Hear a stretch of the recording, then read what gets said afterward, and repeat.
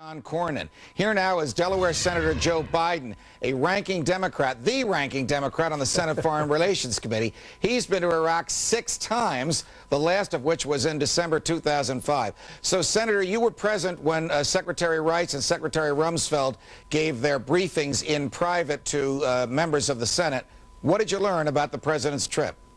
Well, judges know I can't talk about that. What I learned is classified, but I think the president's going to Iraq is a good thing.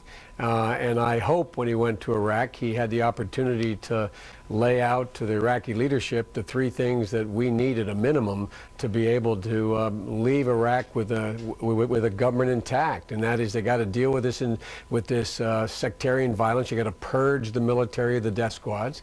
Number 2, you got to give the Sunnis a buy-in, so you better amend your constitution, give them a piece of the action.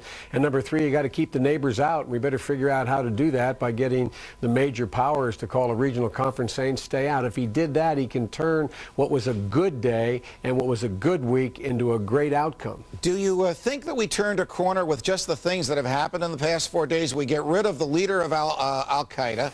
We develop an extraordinary amount of intelligence. We conduct over 200 raids and arrest hundreds of people. And the president gives the troops a morale boost, the likes of which they never anticipated. Did we turn a corner?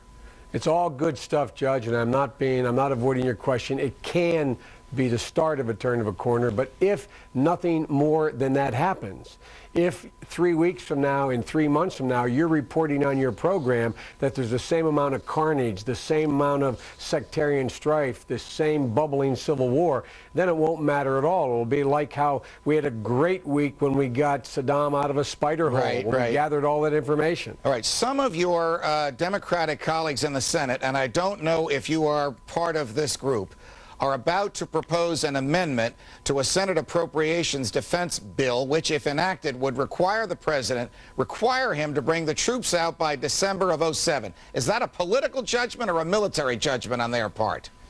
I don't know what it is in their part. In my part, I think you have to make a military judgment. It's not enough. It's not a plan to just say withdraw. It requires you to say what you're going to try to do, what you're going to try to leave behind. And so I think just withdrawing is not a plan.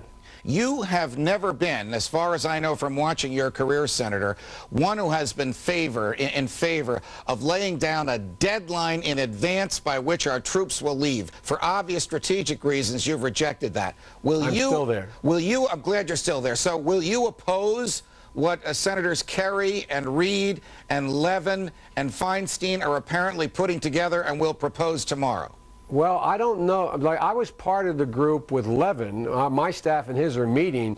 The best of my knowledge, and Reid is not proposing a hard date to leave. I believe Senator Kerry announced in his speech today he wanted all the troops out by the end of this year. I understand his frustration, but I don't think that's a plan.